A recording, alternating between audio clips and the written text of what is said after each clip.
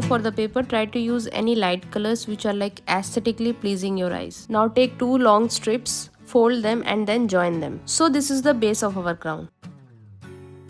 Now for the crown flowers. Now I am going to cut mini square shapes. All the measurements are on the screen, please check it out. And then follow the step exactly as I am doing in the video.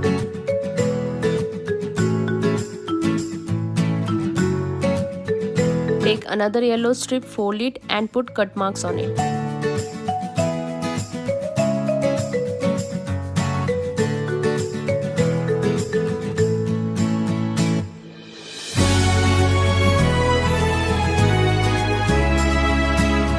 And then take two flowers and add details by using scissors. After adding details, please join two flowers on each other and then add yellow part in the middle.